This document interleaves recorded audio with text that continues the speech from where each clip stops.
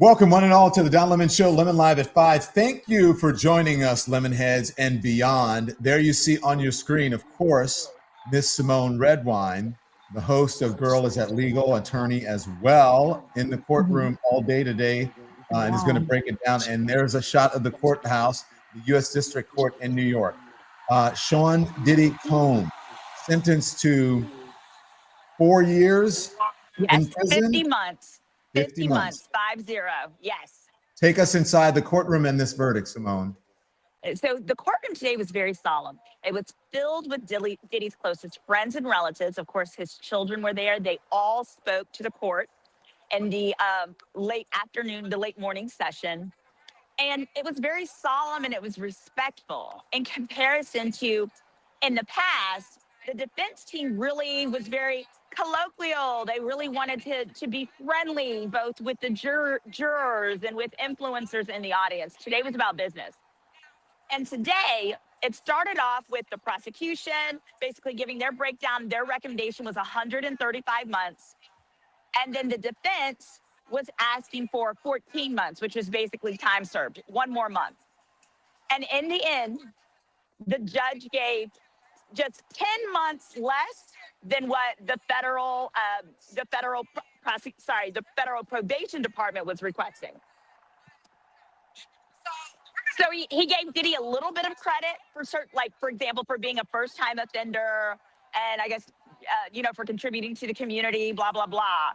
So he took off 10 months from their recommendation, but his whole family was in shock. They were absolutely in shock. There were tears. Mm-hmm. Go on. Oh, yeah. So there were tears throughout the day. I was actually surprised to see that the first set of tears wasn't actually Diddy's relatives. It was attorney Nicole Westmoreland.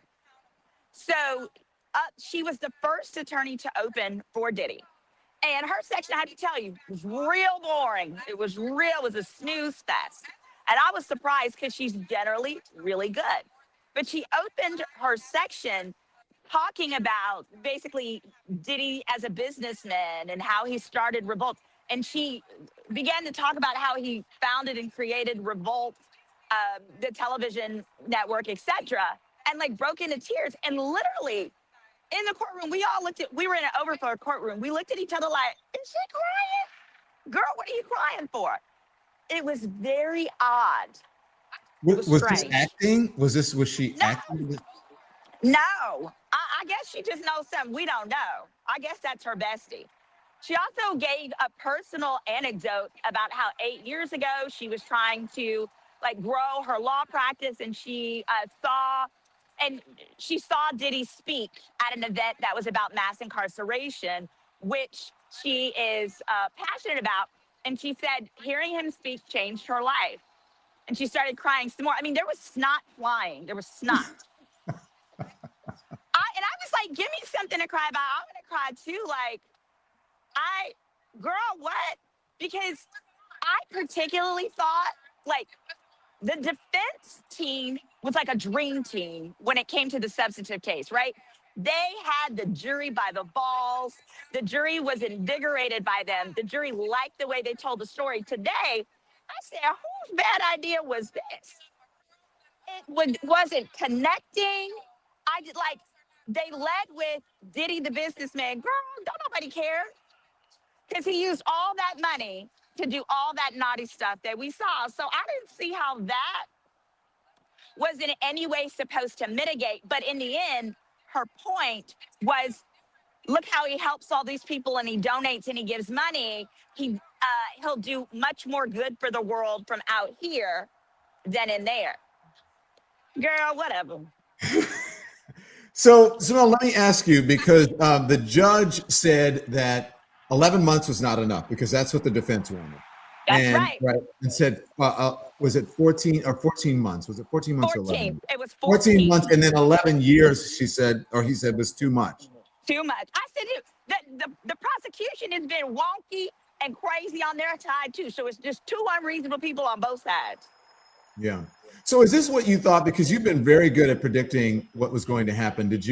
Where were you on this, Simone? I sure did this morning. So I had been saying the judge is going to do what probation recommends. This judge is very much by the book. And probation is actually, federal probation, when they do their sentencing report, it is so in depth. You know, they look into his history with substances. They look into all the things. And their recommendation was actually along the lines of 60 months, but that was a range. It was like from 60 and up. And so he clawed back from this. This morning, I posted on my channel, I said, my guess is that it would be 3 to 5 years. And boom, we right in there, 4 years. Yeah. And he's going to get credit for the 13 months that he's already served. So it'll be 50 months minus the 13 he's already done. So that's what my attorney friend said. And I'll tell you what my attorney friend said, and you can back it up. And you know this attorney friend, but I won't give out her name. You can Okay. probably... This attorney friend, who has a real good view of the world, said said he will serve 2 to 3 and has been there for a year or so. So another year in prison. I guess that's fair, she said. Yeah. Yeah. Maybe he shouldn't have booked speaking engagements, but that's a whole nother show. Oh, they addressed that. So the prosecution made a ding about that. The government did in the morning. And so then Xavier Donaldson, Diddy's attorney, came on and he said, well, I want to explain that. And the gist was, he said that Diddy had created a program called Free Game with Diddy for the cell block to just keep everybody happy and stop beating each other up. And the agreement was he would teach, like, individually guys were coming to him and asking, you know, for advice and how he became who he is. So he said he was going to teach everyone if y'all would stop beating each other up, and that if everyone agreed that they would participate. And so he had been doing that for some weeks. And so the attorney said that he then reached out to, like, Florida Departments of Corrections and different entities to see if they could create basically a plan for what Diddy can do in this same sphere with this curriculum that he's been created in the future. So they said it's not speaking engagements, it's teaching engagements. Oh, really? And what was the reaction? We all literally in the courtroom I was in, we laughed. Everyone went, oh. Wow. I just really feel like the defense lost a lot of credibility with the judge. And it really started with the fact that after the verdict came in, the defense continued to say, oh, we weren't paying for hookers. We weren't paying for prostitutes. We were paying for time. Can you talk to me about, because I'm also hearing that there may be an appeal because the judge considered violence that came under other counts. Oh, I would love to explain that. Hold on, I'm just plugging in my backup battery because it just gave me a little notification. No, go for it. Yeah. So what it is this. The law says you cannot, let me read this right. The law says you cannot consider acquitted offenses. So the sex trafficking, the RICO, you can't consider the offenses that he has been acquitted of when you consider his sentence for the 2 transportation for prostitution charges. But hold up, that is actually an incorrect articulation of the law. The correct articulation is you can't consider the acquitted offenses for creating the range of the guidelines, but you can consider them when you're trying to decide, do we go up or do we go down from the guidelines, as long as it's related to what he was actually found guilty of. And so what the judge said is, look, you were beating the girls on the freak-offs. Because you were beating them at the freak-offs. The hotel that we saw the video with Cassie, that was a freak-off. We are able to consider the fact that you whipped her tail in order to get her to do the transportation for prostitution, which you were convicted of. Does that make sense? No, not say again. You're gonna have to go slow for me. Sure. It's been a long week. So basically what the judge is saying is you can only look at the transportation charge when you're setting what are the guidelines, what's the range of time he's eligible for. So here, the range went up to like 87 months, right? You can't make it a higher range by pulling in sex trafficking or any of that. But what you can do is you can look at the violence to say of the range that he's gonna get, we're going to go higher because he was violent with Cassie and James. They didn't just do it for fun. He beat Cassie, as we know, at the hotel. Okay. So he blackmailed Cassie in order to get her to continue to do the freak offs. Remember the story where Yeah. Cassie's mom took out the $20,000? He referenced that. Yeah. So because it wasn't just a matter of girls being prostitutes because it was Tuesday and they thought it would be fun, instead it was like Cassie who felt blackmailed and therefore did the prostitution. The judge can look at that and say, this isn't a 14-month type of fact pattern. You need more time for the level of violence that was incurred. Oh, okay. I got it. Got it. Got it. So you think it's a wrong? I mean, is that grounds for appeal? You think that No, it's not? no. And the judge was saying is he has to find by a preponderance of the evidence that there was evidence of such violence. Well, we saw the CNN video, right? We saw that video. So there was no doubt that that occurred at a freak off, and therefore we have evidence of violence to effectuate that transportation for prostitution, as one example. Mhm. Do we know where he's going to spend this? We know. So with the feds, what happens is you can be sent anywhere in America. So we won't know that for a while. Mm-hmm. We won't know that for a while, anywhere in America. But he's going. This is not. So far, he's been in lockup. This is not like real prison. He's going to real prison. He is. Oh, this is real bad. This one is real bad. Like where he's at, the Brooklyn facility that he's at. It's horrible. So I would consider it worse than prison. Generally, the detention centers are even worse because it's like a combo of people who are guilty, not guilty, all of the above, and it's nasty, filthy conditions. But he will then be transferred to a federal prison that'll actually have more services, classes. When you go to a permanent federal prison location, they actually have much better services than the local detention centers. How long has he been in now? A year, 2 years? 13 months. 13 months. Mm-hmm. Wow, a year and a month. I mean, time does fly. It sometimes it feels like it's standing still. Sometimes it looks like it feels like it's flying by. What were you going to say? Yeah, and you know what was really interesting when the children spoke. Now the children brought tears to so many people's eyes because it was so sincere. And honestly, when Diddy spoke, he sounded very sincere. I believe that Diddy believed what he was saying. And the gist of what he was very apologetic. And what he was saying is he's learned his lesson. Well, when you combine that with what the children were saying, basically the children were saying, they were substantiating the fact that Diddy was saying for the first time in 25 years, he's been clean. And he's been clean because he had no choice. Well, the children were saying he's much more patient. He's more alert. He's more aware. So as sad as it is, it sounds like this has the potential to be one of the best things that could happen for his mental health and his relationship with his children. Well, it's too bad it took this. I want to talk to you about that now then. Yeah. You said he's sober and clean. He's also gray. So take us inside. Tell us what he looks. We haven't seen him, and what does he look like? How long is his hair? His weight? All of that. Tell us about it. So he does look like famous Amos, the Cookie Man. You can Google that. But he looks like P. Granddaddy now. I mean, completely salt and pepper on the head. He's got a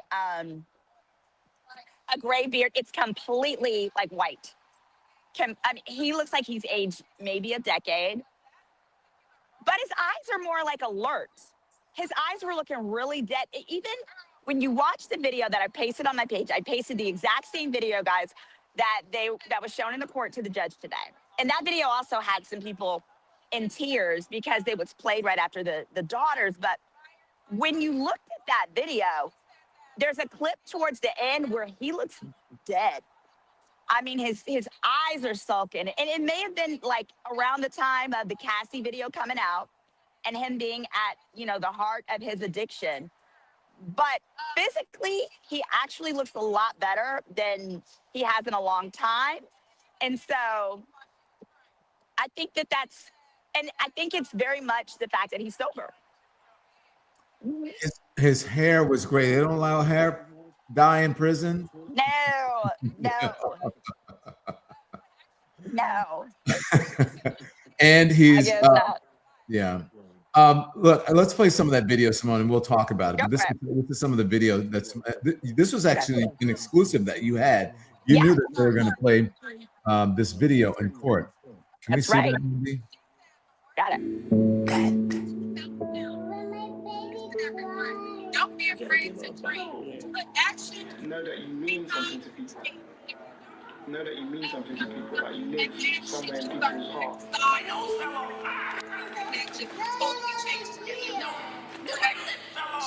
Thank you.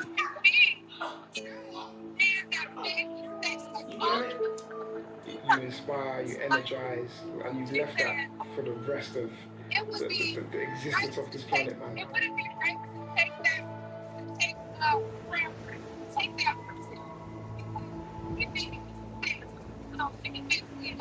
One thing So, about great producers is they Simone, as we'll keep turn the volume down a little, and then. But whose Yeah. idea was this, and was it effective? Because this morning when we played your video, people were not happy about it in the chat. I didn't get it either. I was like, whose bad idea was this? Yeah, I was like, a black lady could not have been in charge of this decision. It was Yeah. not somebody's grandma. It looked like propaganda. It looked like me, let me show you how great I am. There wasn't anything substantive there. And I think there were people who, when it played, like they got teary-eyed, but it was because the daughters had just spoken about how terrified they were to now have a life without their father, having already lost their mother. And so I don't think it hit. Definitely not with that judge. But again, what you have to remember is a lot of this is for Trump so that they can facilitate a pardon. They are creating a record to try and show that the feds were so unfair to Diddy. Therefore, federal government, please help a brother out. Wow. Yeah. Yeah, I don't know. This morning I said it was a bad idea too, Simone, to run this video because the video that I would have run after this, if I were the prosecution, I would have changed things up. The prosecution got to speak, right? Yes, they started out. Yes, They spoke started. first. I would have asked to go. I don't know if they could ask to go again afterwards. I don't know if you can do that in the Did they courtroom. go? Yes, they went at the end as well, and they kind of tied it all up. I would have said this is the only video that you need to see right here, and I would have played the Cassie video. Oh, for sure. Oh, for sure. And see, what the judge was very disappointed at the defense's lack of accountability. So what the judge continued to reference was the judge says, to this day, you guys have not admitted that you committed a Mann Act violation. You keep saying, oh, Mann Act has to be for profit. That's not true. You keep saying you didn't pay for prostitutes, you paid for time. That's not true. And so the judge's point was like, how can I lower the sentence to the level that you want when you're not even willing to take responsibility and acknowledge you broke the law? Yeah.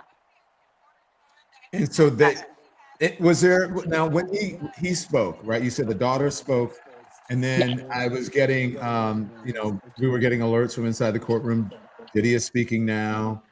Yeah. So tell us. Yeah. So when Diddy spoke, it seemed extremely heartfelt. He was slow. He stood up where he was sitting at the microphone, and he had, pieces of notebook paper that he had prepared. He apologized. He cried. He said he really broke when he said, "Mommy, I'm so sorry I failed you," to his mother, and apologized profusely. He apologized to each of his children, and he said he knew better. He said that he's disappointed in himself.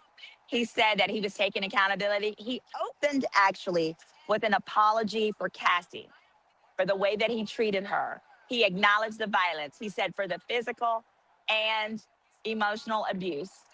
So he started by apologizing to her. And then he apologized to Jane and his children. And he did cry. He shed a tear, and it seemed sincere. And I do believe that he believed what he was saying, the gist of which was he was saying, I've learned my lesson, Your Honor. Please let me back out. I won't have any issues with the law. I'm going to be a better person. I'm going to help more people. I want to take, he said he wanted to take the prison program that he had started and do it on a more widespread level. But when I say I believe, he believes what he says is that he is now sober for the first time in 25 years. Mm-hmm. So he probably feels like, okay, I got it now. But it takes way more than that. See, I call it involuntarily sober. It's a look. I know you can get drugs in jail, right? But in his case, he couldn't risk being caught with them because that would ruin sentencing and so forth. But I believe that he thinks the embarrassment that he suffered, the embarrassment is probably what hurts him the most of all of these things. And at no point did he ever think he could be facing the amount of time he received today. And you could hear the shock in his voice and so forth. But I don't believe it. If they would have let him walk out today, I don't believe he would have been a changed man. I do believe with the time he's been given, he has the capacity to be one when he leaves. A changed man. He doesn't have a choice. He has been so humiliated. He can't go to brands and be like, hey, let me be your spokesperson. He's going to actually have to be a good person. He didn't have to be a good person before because he was so rich. People would dismiss the messed up shit he did, right? Because he was so rich. Now, he couldn't even get a reservation at Ruby Tuesdays in certain neighborhoods. So Not Ruby Tuesdays catching strays here. Sorry, Ruby. But I say that to say, I'm not saying he will be a better person. I'm saying walking out today, there was no way there would be any permanent change. And I think the judge saw that. And that he has to have he's never faced any consequences for any of his conduct prior to now. Whether it was the incident with Shine, etc. And let me tell you this analogy, Don. This really reminds me of similar to the O.J. Simpson situation, where O.J., a lot of people think O.J. done killed that girl, right? And then the criminal justice systems wanted O.J. to go to jail for something for decades. And they finally got him when he went back to a hotel with a gun and used it to reclaim his stuff, right? And he got 8 years. This is similar. The government, in their opening arguments, in their closing arguments, talked about how Diddy had been getting away with crimes for years, and this was finally the time to make him have consequences. So it's basically this is an opportunity for the courts to hold him accountable for all the stuff they missed before. Now, whether that's fair, I don't know. Well, Simone is going to show us around and give us more flavor, and because we know there are always characters hanging out and that are out and about wherever this is happening. Last time there were people dousing themselves with baby oil and whatever, and then Simone's going to take us inside of the courtroom and outside of the courtroom in just minutes. I'm going to get a break in from our sponsors. Only 2 minutes. We're back with Simone Sanders, the live breaking news right now. Simone Redwine. Oh my God! Did I say Simone Sanders? Yeah, I'm sorry. Oh my gosh. I was texting with Simone earlier. Sorry. Simone Redwine. Sorry, Simone Redwine. We're back in a little bit with Simone Redwine, but you're looking at live pictures outside of the U.S. District Court in New York. Sean Diddy Combs has been sentenced to 50 months, which is about 4 years and 2 months in prison. And we'll have more. 2 minutes. A word from our sponsor. The Don Lemon Show is brought to you by the Freedom from Religion Foundation. Let's talk some facts here, because all across the U.S., politicians are trying to sneak religion into public schools. 10 Commandments, posters on the walls, chaplains with no clinical training, and vouchers siphoning money from public schools into private religious ones that often shut out LGBTQ kids or non-Christians. But the Freedom from Religion Foundation is fighting back. Just recently, they helped block a Texas law that would have required every classroom to display the 10 Commandments. That's not freedom, that's coercion. FFRF defends the First Amendment in court, in Congress, and in classrooms to keep public education truly public. So don't let your rights be rewritten. Learn more at ffrf.org/school or text my first name, Don, that's D-O-N, to 511-511. That's ffrf.org/school, or text Don to 511-511, because your kid's math teacher shouldn't be moonlighting as your Sunday school preacher. Support for the Don Lemon Show comes from HexClad. You know, for years, I was torn between stainless steel pans and nonstick. Well, stainless gives you that pro-level sear, but cleaning it, forget about it. Nonstick is easy, but it flakes, it scratches, it quits on you faster than a New Year's resolution. And then I found HexClad, and let me tell you, these pans are the real deal. It's like stainless and nonstick had a perfect little baby.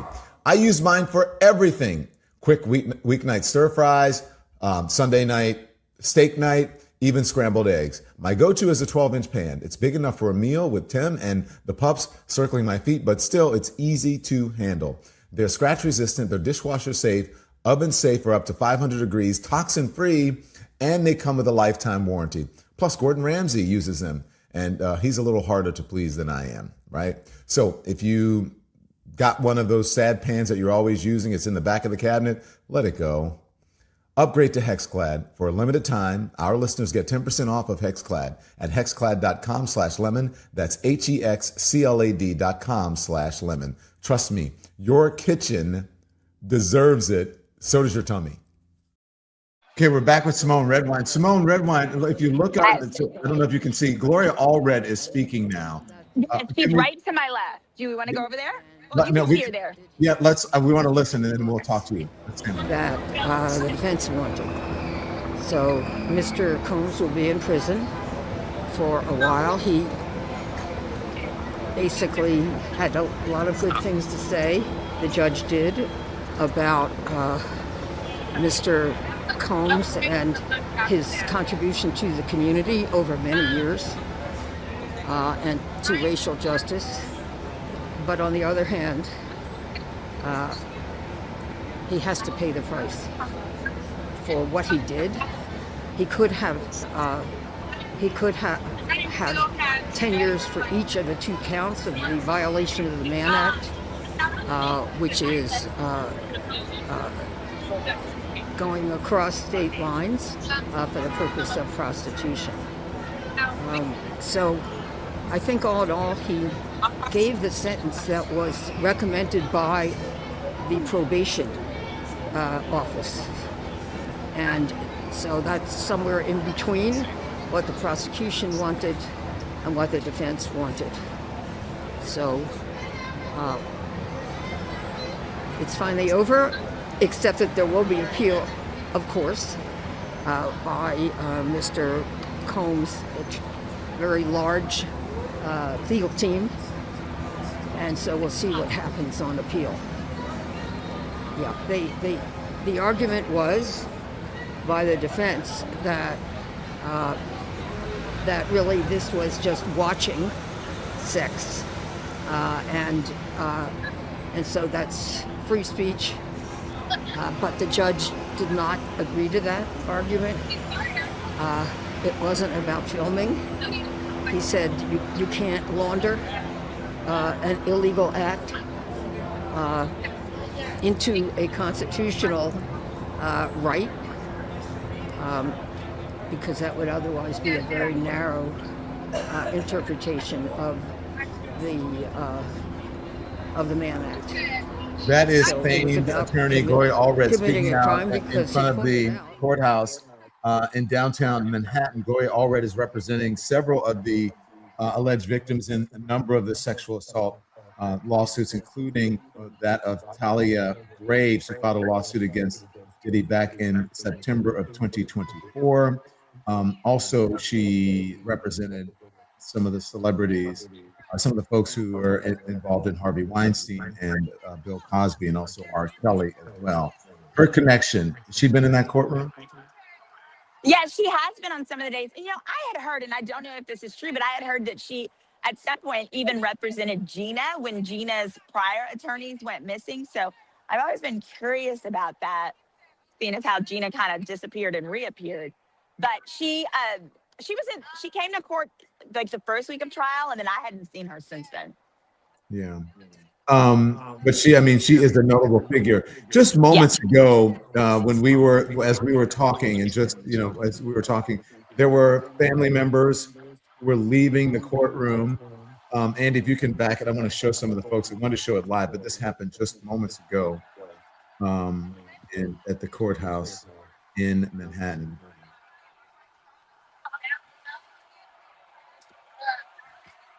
Do you have it, Andy? Yeah, it should be coming up any second. Okay. Let's see. There we go.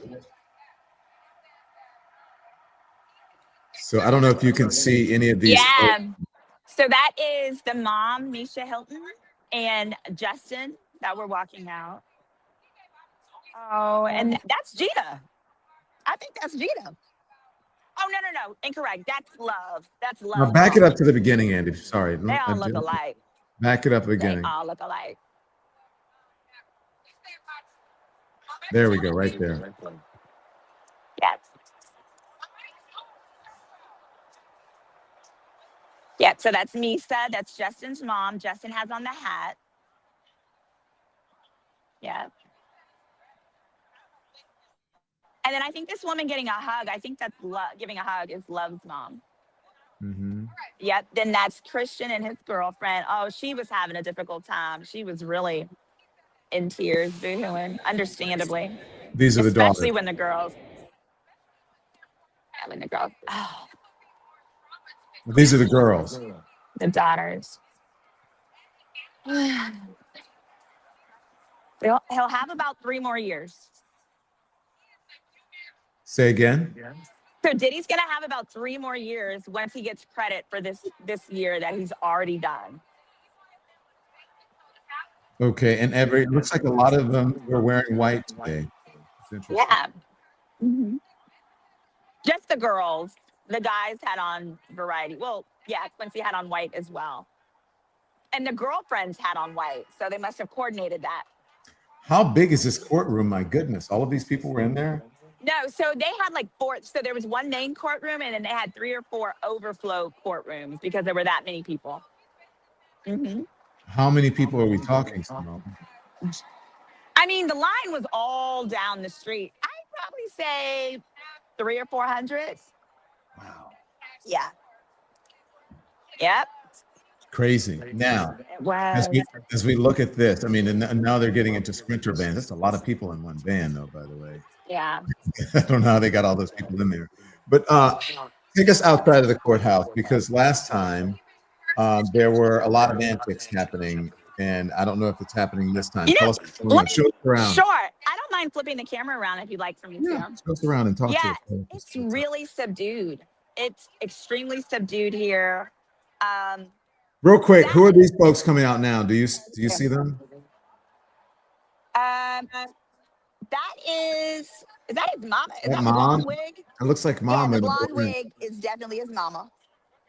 Yeah. Oh, yeah, that's the wig. It's very shiny today. A bust down. She kind of looks like Mary J.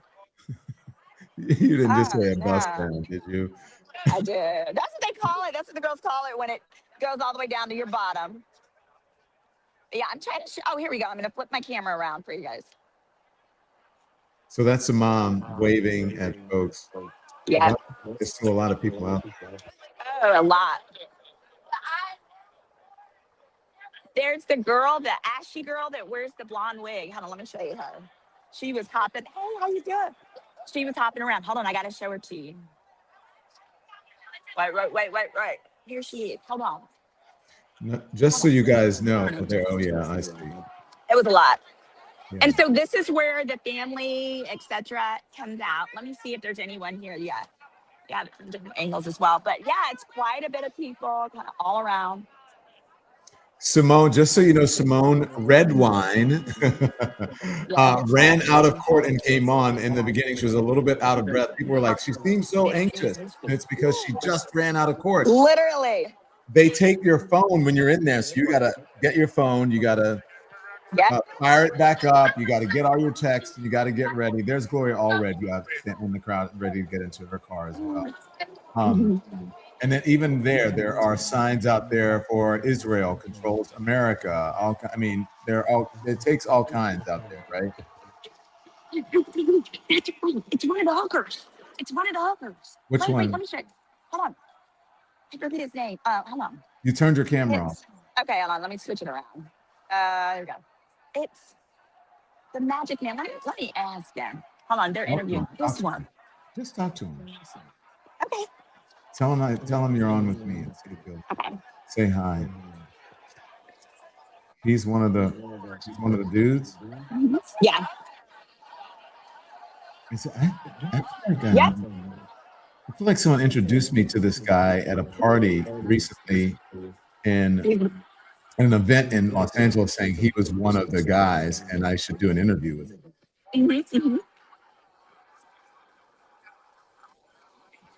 Hi, I'm Simone Redwine. I'm an attorney, and I'm on with Don Lemon. We're live right now. Tell us your name. We know you from that. We know you from. Freezer Meat. This is his book, In Search of Freezer Meat. He talked about that on the stand. Yes. Mental health book for men, he says. Yeah, we can't hear him. Absolutely. Oh, you can't hear him. So ask him what he thinks. There we go. Now they can hear you. You should be able to hear him now. Can you hear him? Yes, we can hear him.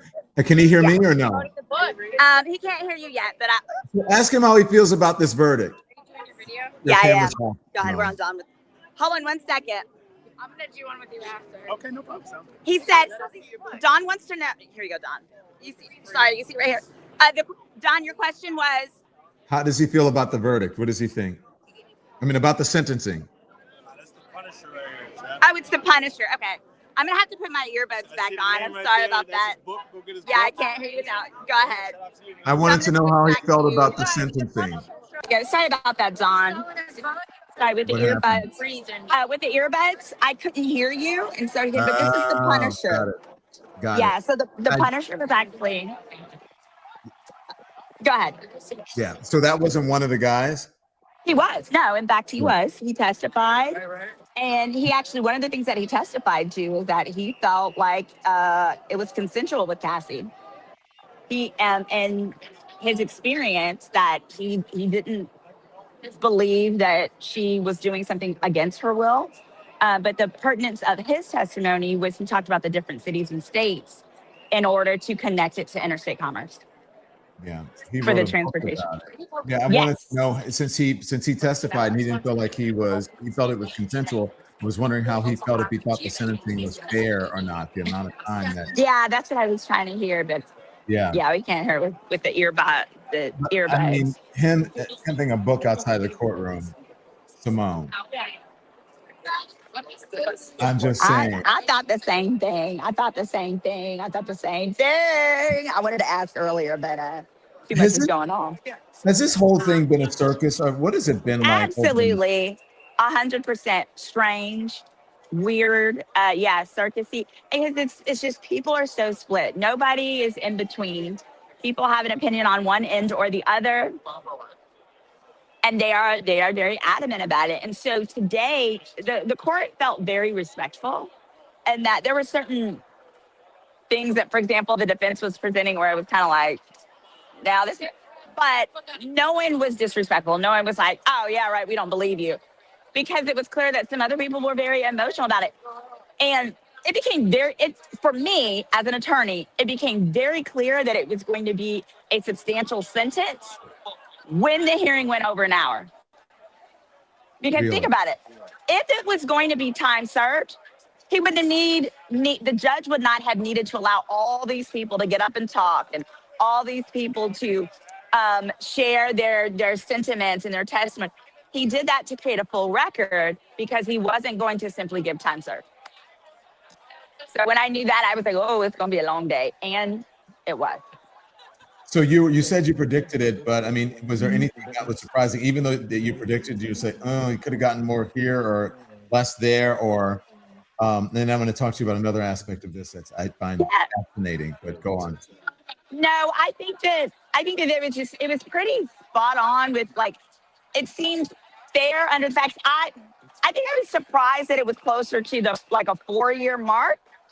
But the judge had always been adamantly clear that he had a real problem with the entire court trial theme being, oh, this is just domestic violence.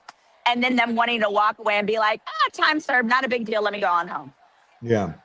So the thing I want to ask you about is, I still get texts, folks in the comment section, emails saying, hey, Diddy did not deserve this. These were consenting adults. These are grown people. Why is Donald Trump not in jail? What about the Epstein files? You know what I'm saying? So what's up with that? Well, I think it's not about the consent. You don't have to consent is not an issue for the charge that we're dealing with. It's about the violence. Once you do have the transportation across state lines for prostitutes, and then there is evidence that you have beat this girl, as we saw with Cassie at the hotel, that you beat her during a freak off, that's why the sentence had to be aggravated and increased. And that's also why the judge referenced and talked about things like the coercion, the blackmail, because all of that went into whether or not Cassie felt that she had to comply or whether she could actually say no as time went on and they continued to have them. So it's not about consent here. It's about violence. Wow. Anybody look, whenever these things happen, we saw the Trump trial, we see other big high profile trials, and there are usually celebrities. The people staying away from this are like, nope, I don't want to have anything to do with any of this. Yeah, I think that's going to be a tough one. So a lot of times they're comparing how, Trump pardoned Lil Wayne and Kodak Black and these rappers. None of that was for abusing women. And the Moms for Liberty and the conservative women, he has to be concerned about if he's going to pardon, Diddy for something like this, how is that going to work with his female base? That's a real question. Yeah. Well, Simone, I guess you said he's got how much time? He's got about 2 years that he's going to serve? 3 more. Yeah, three more. He'll probably do half of that, right? No. The feds do not play. Feds, you pretty much have to do all your time. Sometimes you can get about 10 or 15% knocked off for good time. But in the feds, you have to do 85% of your time. So it's not like state. It's going to be a minute. And then he's got 5 years supervised probation. Wow. My goodness. Simone Redwine, Thank you very much. Attorney, great reporter. Girl, is that legal? On YouTube is the show that she hosts. Thank you, Simone. Simone Redwine, thank you. Appreciate it. I'm going to head over there now and give my audience a little update. Thank you and take care. Go check her out. Bye. Go check her. Make sure you subscribe to her. Thanks very much. So that's Simone Redwine with the breaking news. Man, so here's the thing. Sean Diddy Combs' sentence, as it is up on the screen, and we'll put up on the screen now, sentenced to 50 months, which is about 4 years, 2 months in prison. Simone said the feds don't play. He's probably going to have to serve most of that. Maybe they'll shave off 10 to 15, she said. But he was sentenced today, 4 years in prison for prostitution-related offenses. This case drew global attention for the lurid accounts of violence, fetishistic sex marathons. The judge who was overseeing the case said in delivering the sentence of 50 months that a substantial sentence was required to send a message to abusers and victims alike that exploitation and violence against women is met with real accountability. According to accounting for the year Mr. Combs had already spent in detention since his arrest in September 2024, the sentence means that Mr. Combs could remain incarcerated until late 2028. The judge also imposed a fine of $500,000. That's the maximum possible. Mr. Combs' lawyers had argued for a far lighter sentence, no more than 14 months after a jury acquitted him of trafficking 2 former girlfriends for sex and running a racketeering conspiracy responsible for crimes spanning 2 decades. The government had requested a sentence of more than 11 years.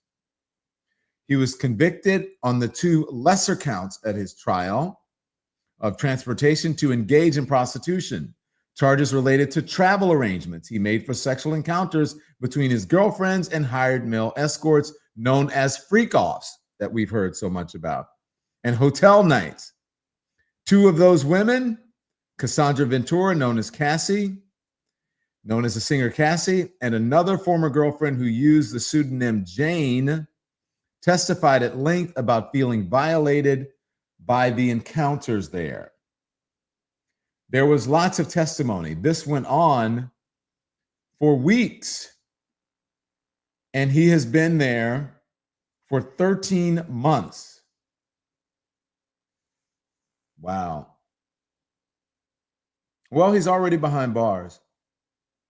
And according to Simone Redwine, the facility he's going to go to is probably, he'll get better services there than the one in Brooklyn.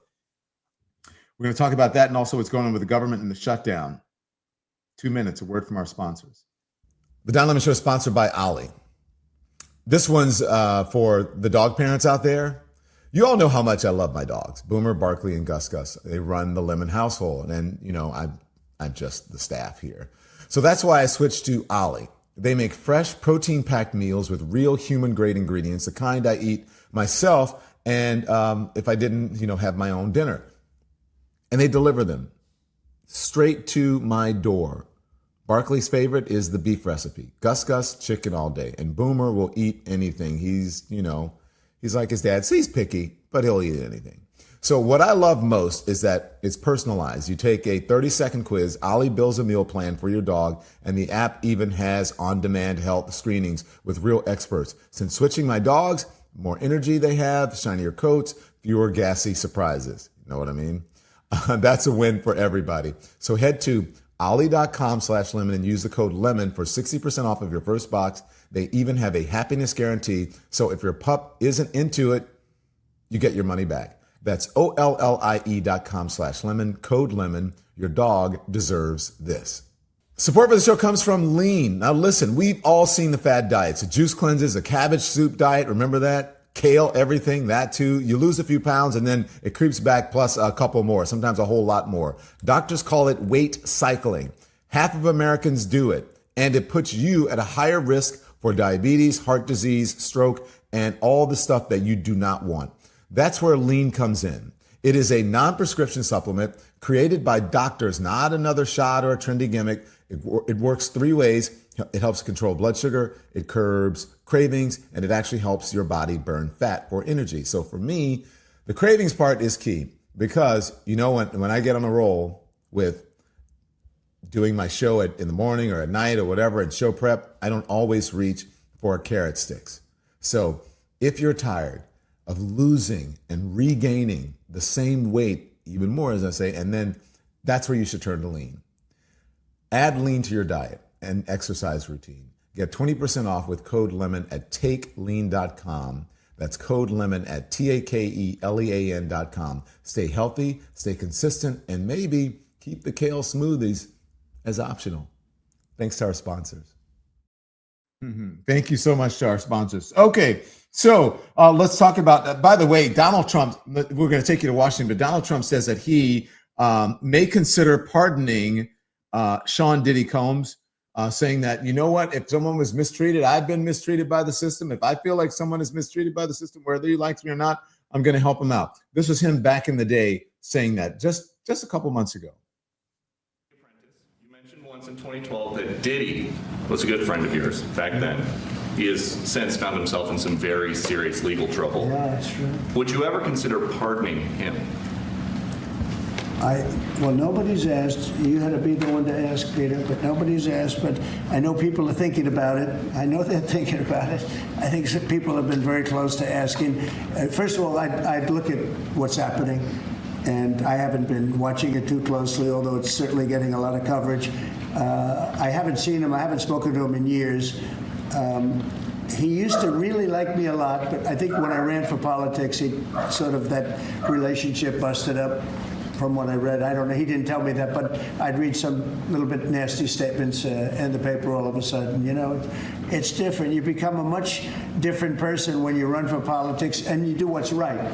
I could do other things, and I'm sure he'd like me, and I'm sure other people would like me, but it wouldn't be as good for our country. As we said, our country's doing really well because of what we're doing. So it's not a popularity contest. So I don't know. I would certainly look at the facts. If I think somebody was mistreated, whether they like me or don't like me, it wouldn't have any impact on me. Mr. President. It's always interesting how he turns makes everything about himself. I mean, kind of like he did with Charlie Kirk. How are you feeling after your friend died? Oh, okay, I guess. But look at our big, beautiful thing that I'm building over there, the ballroom. It's amazing. And then someone points it out. He tries to cancel them, or he tries to ruin them. Same thing here. Sean Diddy Combs, he found himself, but it happened to me and me. It's all about me. Just as really what's happening in Washington, D.C. now, he believes it's all about him. And, the team around him, I guess they believe it's all about him as well. They are still in Washington saying that this is about transgender people and about illegal aliens, as they call them, which is undocumented people getting health care. Here's Caroline Levitt says when an illegal alien goes to the emergency room, who's paying for it? The American taxpayer. Here it is.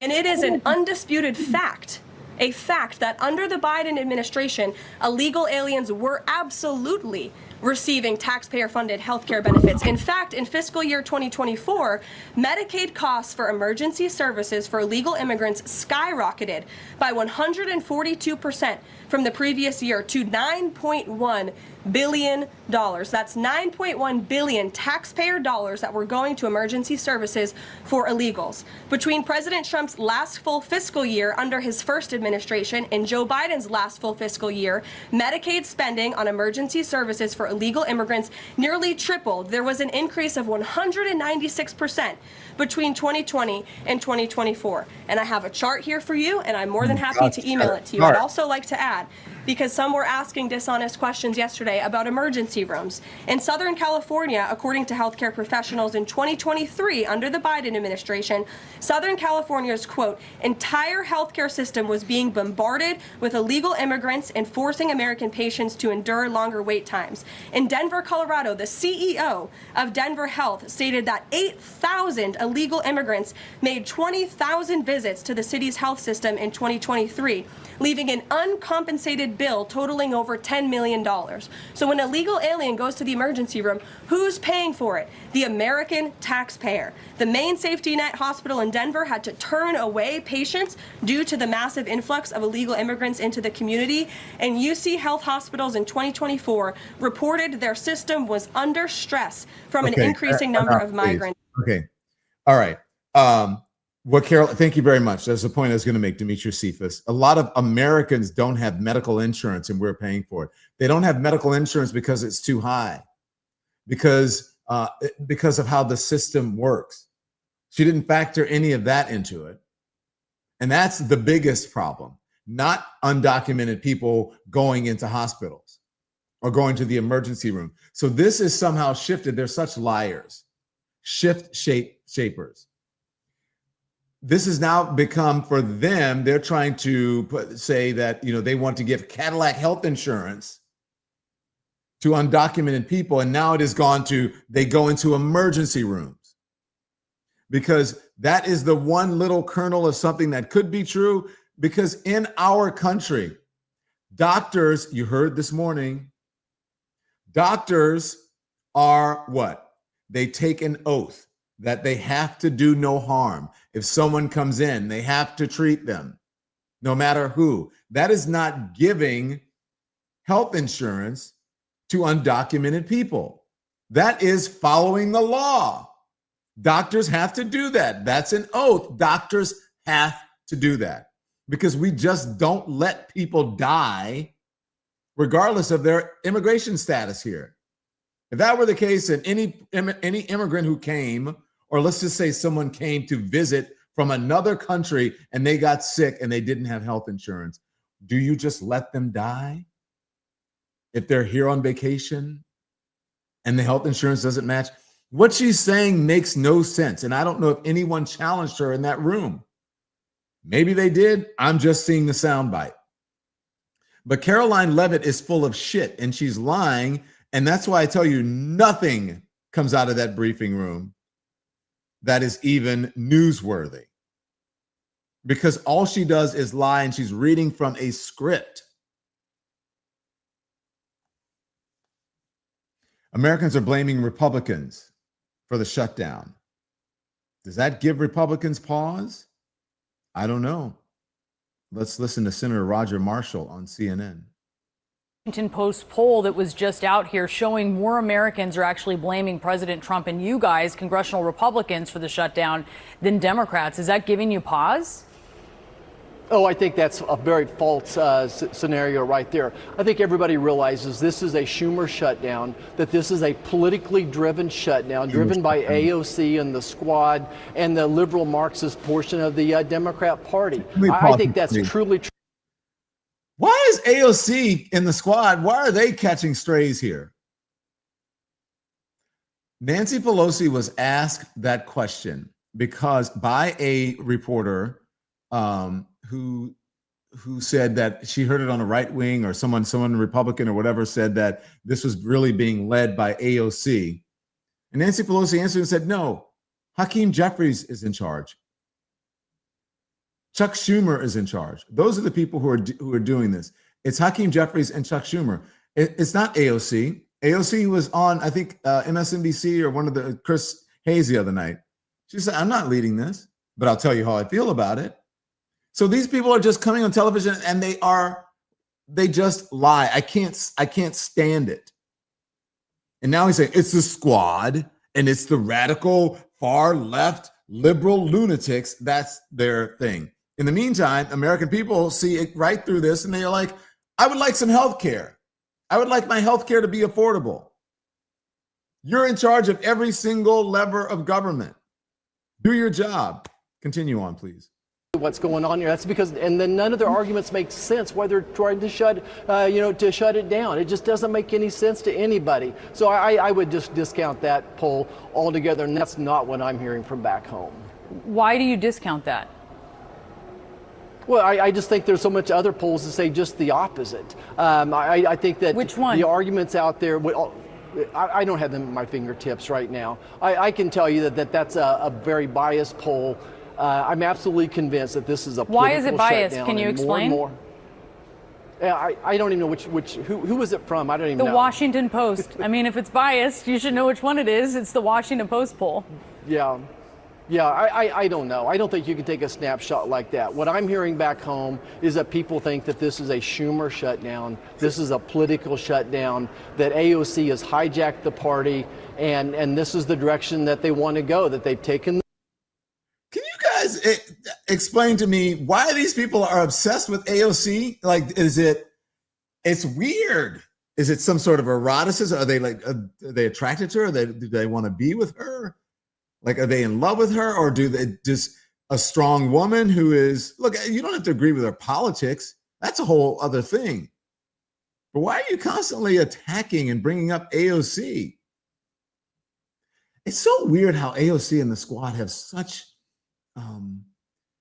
false influence in the right-wing media. You would think that they run the Democratic Party, and they don't. They have this outsized media influence, but that comes from conservatives. I guess it's because it's easy either to demonize them. I think some of these guys, you like AOC, don't you? Don't you?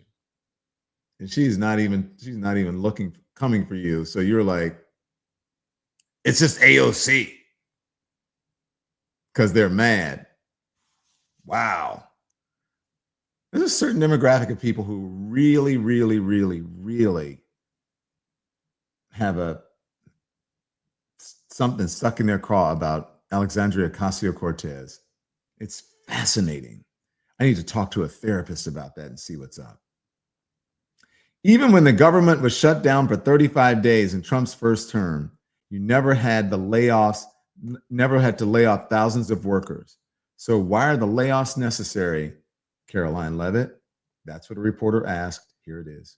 Thanks, Caroline. 2 questions on the shutdown. You've argued that these impending layoffs are necessary to keep essential services up and running, but that has never been the case in any previous shutdown. Even when the government was shut down for 35 days in Trump's first term, you've never had to lay off thousands of workers to keep essential services up and running.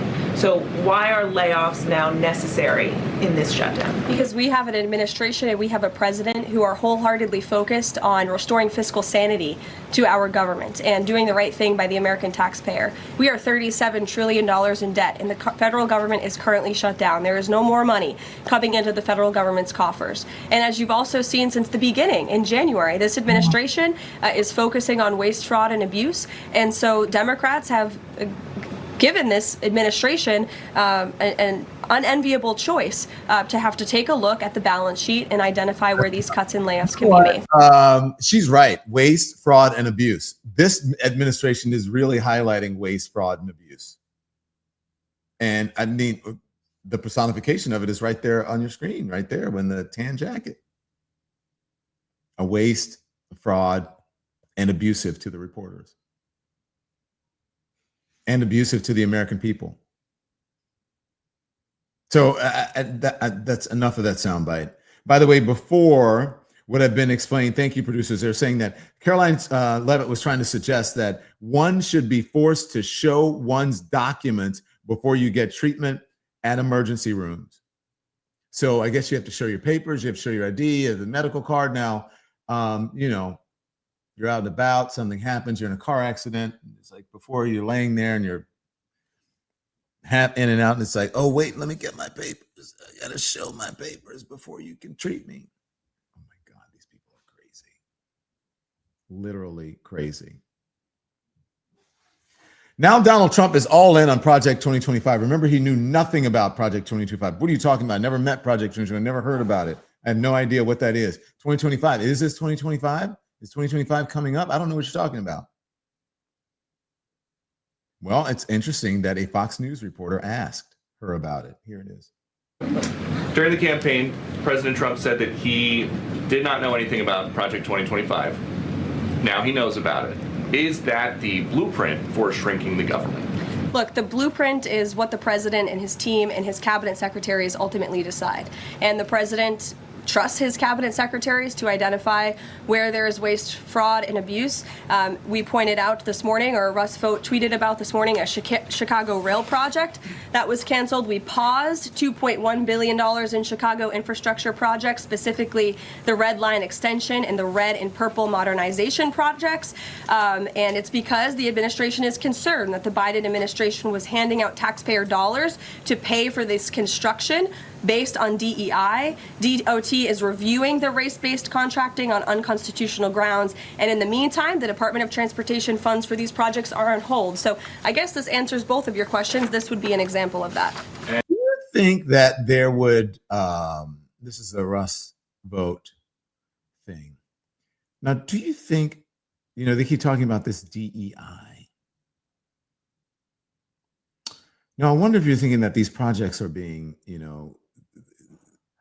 I guess the folks who are being hired to complete these projects, are they being granted to people of color or minorities or whatever? Because if you look at diversity, equity, and inclusion, the people who are the recipients, that would mean that they are being given to white women and white men first, and then to minorities, right? So, and then Black people at the bottom. So I'm not really sure I understand their logic and what's going on if you look at the actual biggest beneficiaries of diversity, equity, and inclusion. But I'm just going to say something that some people are going to go, oh, whoa. Would we perhaps feel differently about this if there were actually some reparations?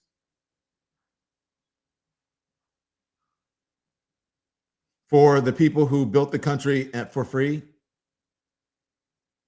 Enslaved people, the descendants of enslaved people who did not get to reap the rewards and the benefits and did not get to own and generate generational wealth from, Fortune 500 companies that were built on the backs of Black people.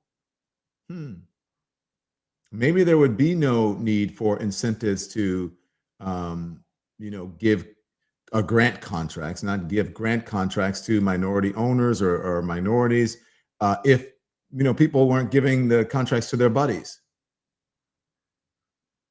for centuries, and then decades and centuries. Perhaps if Caroline Levitt and the people in the administration would open up a history book. Oh, wait a minute, they don't like to read. They don't like books. Then perhaps there would be no need. Not that we even believe that there's any need. What they're saying is true right now about these are DEI contracts. But, I'm just saying. They like to say all of that and do all of that, but they don't like to talk about history in this country. And there goes Don Lemon again, making sense. But, there goes Don Lemon again, race baiting, but I'm actually making sense. I always tell people, you can say whatever you want, do whatever you want, feel however you feel. The demographic, the ethnicity that has the most unique, unusual, how do I say this? Relationship with the United States of America are African Americans, the people who did not come here voluntarily, but then yet and still built the country. And now people are like, oh, what are you talking about? You can't, that's over. Stop whining. Stop playing the victim. Why don't you ask some of the Fortune 500 companies who've been around for hundreds of years and where they got their money from and whether it was legal when they did it and who was actually working for those companies that have now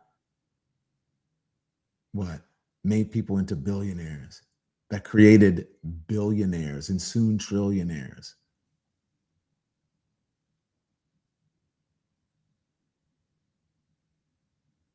And then we can figure out about this whole, DEI bullshit that you guys talk about. If you want to know anything about the Don Lemon Show, here's what you do. You go to donlemon.com. And if you are a Lemonhead, if you are here and you're new and you're just watching for the first time, click on the watch button if you go to donlemon.com, and it'll take you right to our main page on the YouTube. You can subscribe and you could join. And we are happy that you joined us today. And also, if you go on donlemon.com, you can check out our merch. You can check out our Substack, which I'm about to post something now on the Substack that Peter and I were writing before the show started on ICE. And I'll give you a little sneak preview. It's time to abolish ICE, is what it says. So, click on the merch. You can buy it. You guys wanted it. You can get this glass and other stuff. Okay. So I want you to have a great weekend. I'm going to see you. I'll probably do something live this weekend. I'll do a live stream or something. But I just want to tell you, I want you to have a fantastic weekend. You can be informed without being inundated until I see you here for sure. I'm here at 10 a.m. and 5 p.m. weekdays every single day. And then sometimes I sneak some stuff in. So if there's breaking news, I'm going to bring it to you. If there's something interesting, I'm going to bring it to you. I'm not going to bombard you with bullshit and stuff that you don't really need. And so until I see you then, I want you to be informed without being inundated. And that means turn the TV off. Thanks everyone for watching. Your support means the world to us. So make sure you hit the like button and you subscribe to our channel to make sure that you never ever miss a video. We're live every day, 10 a.m. Eastern time. We drop even more content at 2 p.m. Eastern and 5 p.m. Eastern. And if you want more Don Lemon Show content, we'd love for you to become a member of the Lemon community, where you will receive access to special community posts. You'll get exclusive content and members-only live shows. So head over to our channel page or click the join button on this video. Again, thank you for watching. We appreciate your love and your support, and we will see you.